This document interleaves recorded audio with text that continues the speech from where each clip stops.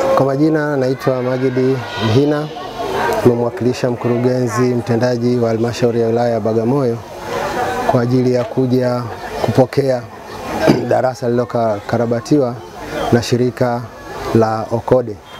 Shirika la Okode ni shirika ambalo linashirikiana na serikali ya Jamhuri ya Muungano wa Tanzania katika kuongeza nguvu pale ambapo serikali imepungukiwa, basi mashirika kama Okode basi anachukua nafasi hiyo ili kuweza kufikia wananchi wengi zaidi. Leo Okode wameweza kukarabati darasa la awali, kwa hiyo wamekarabati darasa moja, lakini pia kuna ofisi ya mwalimu pamoja na store. Lakini si hivyo tu, wameweka na samani, ikimaanisha viti na meza kwa ajili ya watoto.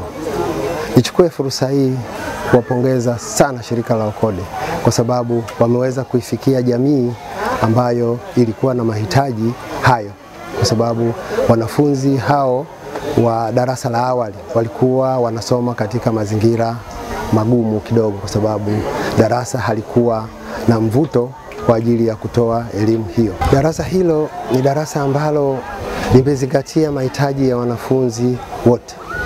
Ina maana kwamba wanafunzi wale wenye mahitaji maalum wanaweza wakalitumia darasa hilo na wanafunzi wengine bila shida yoyote. Kwa jina naitwa Tunu Sanga, nafanya kazi shirika la Okode. Hali halisi ya mwanzo ilikuwa mbaya kwa upande wa chumba cha darasa la awali. Mazingira yalikuwa ni mabovu, yalikuwa hayavutii kwa watoto kuweza kujifunza, lakini shirika la Okode ikiwa ni katika harakati zake za kuweza kuhakikisha kwamba tunaboresha miundombinu ya shule, tunaifanya shule kuwa sehemu salama, sehemu ambayo watoto watavutiwa kuweza kujifunza na kuweza kupata maarifa.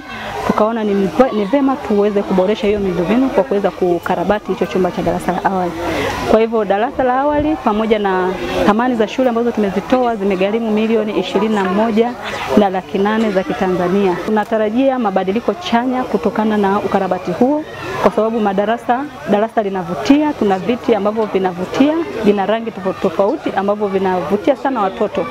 Na pia zile meza zimekaa kwa mtindo wa duara ambao unaruhusu watoto kuweza kufanya kazi kwa kushirikiana, kujifunza kwa kushirikiana, lakini pia inakuza stadi ya kuweza kuwasiliana, watoto wanawasiliana, lakini pia wanaweza kufikiri kwa makini na kwa ubunifu. Kwa hivyo tunaamini tutapata ongezeko la watoto, na wameshaanza kuongezeka, kwa sababu kabla ya chumba cha darasa la awali shule ya Bigilo ilikuwa inasajili watoto walikuwa wachache, kulikuwa na watoto 72 kabla hatujakabidhi hizo thamani za shule, lakini mpaka ninapozungumza tayari watoto wamefika 102 wa chumba cha darasa la awali tu.